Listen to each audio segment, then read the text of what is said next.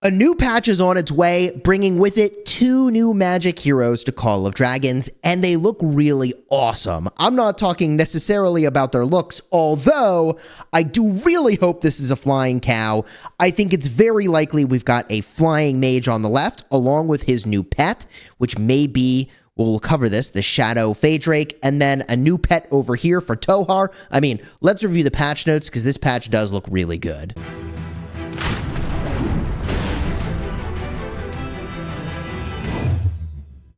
Hello my friends and welcome back. I'm Chisgule Gaming and today's video is sponsored by the makers of Call of Dragons. And on 124 we've got a new patch coming and it brings a ton of changes in this Rage of Dragons update. Season T1 Rage of Dragons is coming. After completing Season 2+, players will begin a whole new season. I don't know why they're changing it over to the designation of T instead of S for the start of a season. So instead of being Season 3, it's T1. I wonder what the T stands for. Tamaris 1? Anyways, drop a comment down below with your thoughts. It's a brand new map, brand new season policies, and it introduces new seasonal talents, which allow you to focus on close combat, ranged combat, or building an impenetrable defense, which sounds to me like garrisoning. Personally, although I like specialization and it can be cool, I don't necessarily like having to choose whether I'm gonna be, focusing on one troop type or another. So I won't judge it until I see what's there. But it could be cool to see some season policies in play. I think I generally prefer generic season policies that influence the way that my gameplay will go. Like, I don't know, things that could potentially increase my hospital healing speed, for example, or things that increase my march speed. Like, those are the sorts of choices I generally like rather than one troop type or another troop type. But let's see how that works out, all right? Up next, a smoother route to prosperity, new heroes. The legendary hero, Bertrand, magic, PvP, and skills, available from the Lucky Spin and Wheel of Destiny. In addition, Tohar, magic, garrison, and support, available from the Wheel of Destiny and the Strongest Lord. I'm definitely hyped for these. The Wheel of Destiny is the event that is at the very start of the season. You can get an unlock of the hero. I love that they make the heroes accessible, even though, yes, I mean, if you want to do the Wheel of Destiny, you almost certainly need to pay money if you're going to get the unlocks. The great news there, compared to other games, is that you can actually get the unlocks. You do not have to actually win a Strongest Lord in order to go and get access to that hero. And with the skills magic, garrison, and support, I mean, bro, there's a lot to be hyped about. Now, I'm going to switch things back over to the view of these heroes because actually we need to talk about their pets as well, which I think are on screen. So we're going to jump back over to this view and I'm going to continue to read to you here. We've got a new artifact added, the legendary artifact, Mirage Orb, which is magic, PvP, and assault, available from the Forge of Light and Riches of the Forest. My strong recommendation to you is to focus on the Forge of Light. Unless they change around the way that Riches of the Forest works, that is for a Kraken primarily. The Forge of Light is generally the higher value way to go. If you want to max an artifact, I've found you need at least 500 keys, probably closer to the 800 to 1,000 range, so you need a lot of keys if you want to take it to 5, but to get an unlock, it's much less than that. Now, they're also adding epic artifacts, the Sunflame Hammer, the Guardian's Runic Longsword, Steelheart Avenger, Lakeside Rhapsody, and Dagger of Betrayal, and all are available in the Forge of Light. So this is kind of interesting that they're adding epics. I like that they're making the Forge of Light more valuable in terms of what you get from it. My hope is that these are really powerful epics that lower spenders can use that bridge the gap between I have a powerful legendary and I don't have powerful legendaries. I think that would be awesome if that was the case. Now, here's where I wanted this on screen to show you the war pets. The Shadow Phaedrake is perhaps what is behind Bertrand, and the Bruin Bear is perhaps what is in front of Tohar on screen. Both can be captured in the field. I gave the feedback to the developers that I thought, when you work on your war pets, you want to really invest for the long term, generally speaking. And so, it's no secret that I worked on a sand lizard for Sindrian and Frhagar because that was Biss. And then they released the Night Rock, which was then much more strong for that combo. And I was like, oh, I put so much into this pet and now it's just benched. So my hope is that the two pets here are directly related to these two heroes. My hope is that the Shadow Fey Drake you use with Bertrand, that the Bruin Bear will be preferable with Tohar, and that would be really awesome if that were the case, because then, you know, you can feel great about the pets you've worked on so far and not have to worry about, you know, whether or not you can put those skills on your pet that you've been saving up, only to find that there's a better pet you'd rather have, right? So if you're looking for detailed information about pets, I have a full playlist and I've been covering every single pet in depth. People are starting to call me the Pet Whisperer. If you want to know what to do with your pets, definitely subscribe to the channel. The details, I release them, man. And I'll be doing that for these two pets as well. And I'll be releasing them pretty quickly once we know what they do. Now, they've also improved turrets, and I'm going to jump back to the screen over here. For turrets, they're making it so now you can only have two. I like that they are reducing the effectiveness of defense in this game. It's a little bit OP right now. Turret construction cooldown is now 5 hours instead of 3, so they're nerfing turrets. They've also slightly reduced the damage dealt while increasing the resources required to build them. Yet again, a big nerf to turrets, although I don't really know why the resources needed to be changed. I think reducing their damage is fine. I almost feel like they're, at this point, maybe too weak. They just do not do much. The only way they do stuff for you is if you put them behind a pass. And I actually think this should get changed, where like a turret can shoot you through a pass and you can't get to the turret. I would kind of like that aspect of turrets to change, but I don't think this update is really addressing it. They're also adjusting Spires. Spires can no longer attack Alliance behemoths, and they increase the damage. Wow. For those of you that don't know, I think Spires are kind of a cool addition. The Spires are like these right here, and they just attack, and they cost resources from your alliance to do that. But also, the thing I like about them is that they prevent an alliance from rushing into a zone and dominating a zone before another team can set up. And it doesn't fully prevent them from rushing in, because like you still can go by them. You just need to be more strategic about how you do it. But it makes it less easy to zerg a zone. And trust me, we zerged our zone. Like, I know what that looks like. So it is, in my opinion, a good thing in sort of preventing people from rushing forward. It gives you, even if you don't own yours and the enemy's coming through one of them to fight you, it forces them to get a little bit softened up on their way over. And it ain't much, but I honestly think it's a good change to the game. It's a good addition. And I didn't understand exactly what it was doing at first, but I've come to really appreciate the Spires, even though it sucks when your march is getting hit. They've also adjusted war pet skill values. So Split Pain Bloom, which is arguably one of the best pet skills in the game, is now improved. With every 155 points of spirit, Split Pain Bloom hits an extra enemy. That is insane.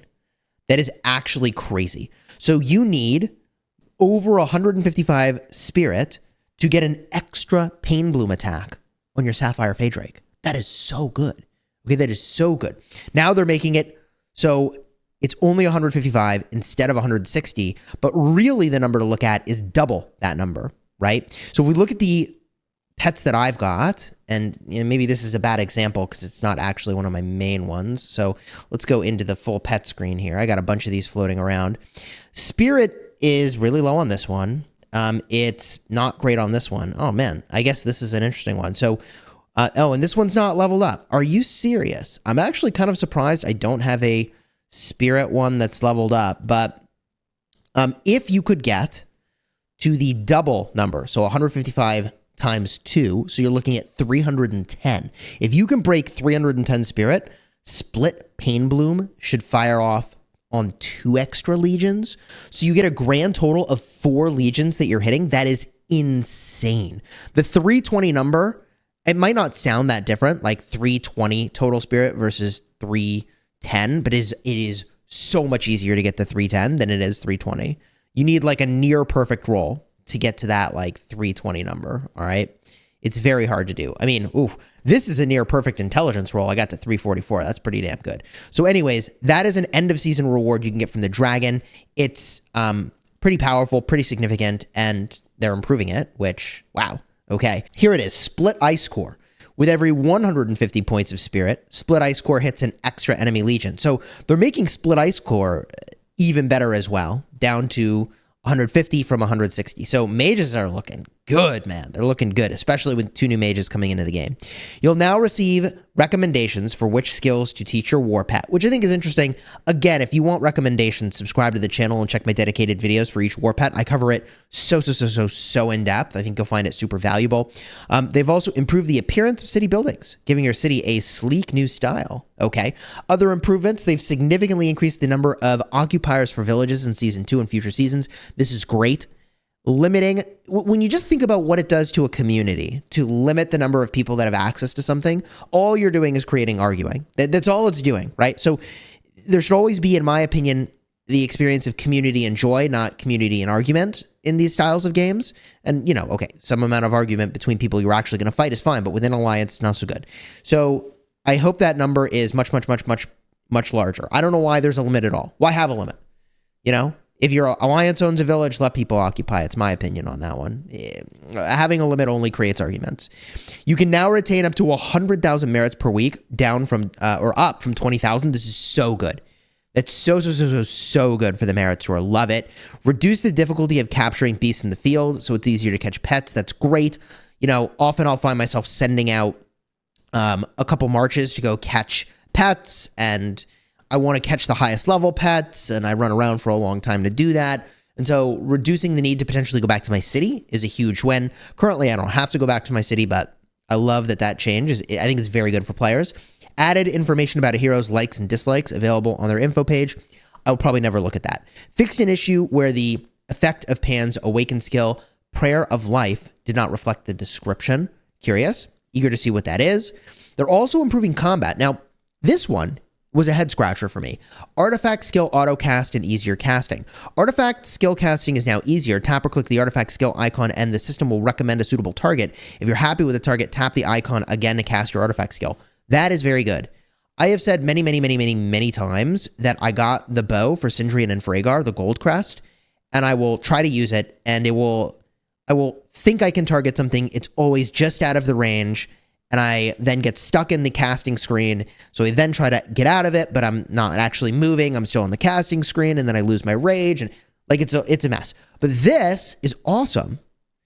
This could be awesome. I know it like auto casting might sound like a skill-free way to run it, but especially if you can like toggle through more targets, this will be the next evolution of this. Is if you can toggle targets, it will be so good. Actually, so I think this is going in a really cool direction. I actually think this is cool. And new artifact skill auto casting feature unlocks at level 10 for your city hall. When the conditions are met, artifact skills will automatically be cast. This feature has a 2-second wait time. You can enable and disable this feature for certain artifacts. So auto casting is also really cool. So easier casting and auto casting are great additions. I actually think those are fantastic. Dragon Trail improvements. Certain stages have become solo escort, tower defense, or behemoth raid stages. That's cool. I like the diversity. I still don't really want to do Dragon Trail ever again. You do it once and it's like, cool, I've done it. But if they added new stages, I'm down for that. Not too many each season, like 5 or 10. I'm down for that. All stages apart from those mentioned above now support auto battle. Auto battle's kind of interesting. Auto battle? How would that work? See, I thought the whole point of that game mode was to like teach you the game. But okay, auto battle is an interesting addition here. You can now multi-create legions and drag legions to switch them out when deploying. Love that. Improved display now shows more information during battle. Okay, fine. Added simple mode. In the middle of intense battles, a pop-up will appear allowing you to enable simple mode, reducing the amount of information shown on the screen and making your view less cluttered. Love that. Big combat's really crazy. I find that sometimes big combat gets a little laggy. So simple mode, I hope, will help. And less clutter means, I think, the ability to execute more cleanly. Yes, I want there to be lots of players in these fights. The consequence of that is that it gets cluttered. So a way to reduce that, I'm eager to see it in action. They've also improved behemoth combat. In Season 2, where rule resets have already taken effect, reduced occupation and elite raid difficulty for many of these behemoths. and reduced occupation difficulty for the Magma Demon and Frost Dragon. This is a little unclear to me exactly what they're saying, but I think in S2 and S2 Plus, they're making some of these easier to take, I think, and that seems like a win to me. I mean, the folks we were fighting against this season didn't take all the behemoths on their side of the map, and I think they struggle a little bit with that, so there's not a criticism of them. I literally think the behemoths are a little bit too difficult. They're overtuned, so making them easier will be fantastic. Reduce, and I like PvE challenges. Don't get me wrong. I really like PvE challenges. Reduce the proportion of severely wounded units while fighting behemoths, which is great. That's when you're in the field. They've also improved the Roots of War observation feature where you can tap buildings to see a report, which is awesome. And they added a highlights button in the bottom right, allowing you to view particularly outstanding PvP battle reports. I'll be curious to see what goes into that. It sounds cool to me. In the interest of balance, they've changed the talent Joyful Labor. Previously, when your Legion was hit with a normal attack while gathering, they have a 100% chance to become invulnerable and take no damage for a period of time. I wonder if people were abusing this. Now that can only trigger once every 30 minutes. I wonder if people were abusing that with full marches. I don't know, it seems like a weird thing to me, but must have been a problem somewhere. Improved the deployment screen, changing the position of the multi-select button. Okay. They also fixed an issue where certain artifacts could attack Alliance keeps and rallied armies. I kind of don't know why you can't use artifacts on keeps and rallied armies. I guess it's because the rallied army can't use artifacts, but like, I don't know. I'd like to be able to use my artifacts. Fixed a display issue for Madeline's rage skill, Blessed Blade. Would love to know what that was. Fixed an issue for the artifact skill, Fleeting Beauty. Artifact Springs of Silence would sometimes hit an incorrect number of targets. So this is an infantry artifact that I personally wasn't using. Does area of effect damage. They also fixed an issue where Warpet skills Split Pain Bloom, Super Fierce Attack, and Forceful Tempest would display incorrect values. I'll be very curious to see what the new values are. And improved the combat aggro system. Infantry legions will now more easily attract enemy attacks in PvE battles. I love this. I love this. I love this. I love this. I literally suggested this. I was like, hey, so infantry are great for tanking, but because they don't do enough damage, they can't hold threat. So if they held like just a little bit more threat in a behemoth fight, you could actually use infantry to tank, which feels like it's good for like lore reasons. It's good for player experience and gameplay reasons. It just makes sense. And so I love this. This is very good. I really like this change. This is a 11 out of 10. Very, very good. More enjoyable events. Lunar New Year event, Dazzling Revelry is coming. It's a 7-day event series with a limited edition city theme, avatar frames, and nameplates. With the Ball Machine event is back. I don't know how I feel about the Ball Machine event. It's different than things we've gotten from the predecessor to this game, Rise of Kingdoms. So in that regard, love to see something different. Trial of the Beast. Giant bears have been transformed into terrifying neon beasts. Call up your friends and join with others to take on these legendary monsters. Could be cool. Sounds like a group fight like Soroli Assault from Rise of Kingdoms. Treasure Hunt. Collect treasure map fragments to uncover the legendary Lord of All Treasures. The Veil Quiz Society, I'll be honest, I look up the answers and plug them in, get my free gold head every day. I guess hero token. Adjusted point scoring and requirements for the Proving Ground events. Okay. Increase the ratio for converting merits to points and increase the merit conversion limit. Increase the number of points gained from occupying. Oh, I know what this is. A Supreme Ancestor statue. Reduce the point requirements for each tier of rewards, allowing you to gain rewards more easily, and reduce the levels of the Dwarven Guards in the Proving Ground event, making it less difficult. Look, depending on your season, it goes one of two ways. Either these statues are an absolute snooze fest, and no one shows up, and so you're just kind of AFK, and you don't really want to have to attend to it to fight the dwarves that spawn. But if you don't attend to it, you're not going to kill them, and if you don't kill them, you're not going to get any points. Which means you're not going to get your quest done over here in the Proving Grounds. Proving Grounds gives great rewards. You want to get these gold heads. 15 a season is amazing. So you want to get that, but I love that they're making this easier to do. I think that's a great choice. They're basically removing some of the tedium from that, which is fantastic. Looks good to me. From here, added a large number of daily event quest rewards. This challenge will take place for events that begin after the game version has been updated. Tap or click the magnifying glass button next to a hero's name on the event screen to see more detailed information, including their combat record and story content. Fix an issue where alliance markers would display on the treasure map during the treasure hunt event. They've also improved the alliance system. They have an improved display for information on the alliance war screen. When alliance building comes under attack from multiple members of the same alliance, combat information will be merged together. Beautiful. They've also added an online-offline indicator for the alliance member screen. When a member is offline for more than 8 hours, the alliance leader and titled officers will be able to see. Very good. I feel like it's kind of standard in this genre to see exactly how long people have been offline in terms of the number of days, but I also get that they kind of want to protect people's personal information, and that's like kind of personal information, like whether or not you've been online. It's a balance. Like, you need to know this information to run your alliance, okay? If you're fighting in a zone, like, you need to know who's showing up and who isn't. A more accessible map. Added markers to the strategic map. You can now select any location on or target the strategic map and lay down an arrow-shaped marker. Cool. Any way that it's easier for alliance leaders to manage and coordinate is good. Added new interactions for trader camps and mercenary camps. After completing exploration events on the world map, you have a chance to receive additional rewards. Cool. For the sake of balance, this will take place the next time you enter a new season where there's exploration. Yeah, generally speaking, like, I just don't want to scout the map. It'd be like, I don't know, man. Like, you could put enough rewards in there to make me do it, but I'd rather not have to. In the grand scheme of things, there's other ways to make the game rewarding for me to play. All right. So I think this update overall is really awesome. I'm definitely looking forward to the new heroes, especially like getting a new garrison is like always a good thing for the safety of your city. Currently, I'm using and working on my guy over here, Theodore. And this is probably a video I should make, but I've got Theodore Bakshi on my wall. I'm like, bro, okay, this pet is wrong. I'm leveling up another pet right now, but good luck if you hit that, man. Like, it is going to hurt. Theodore Bakshi just does the work, man. So good.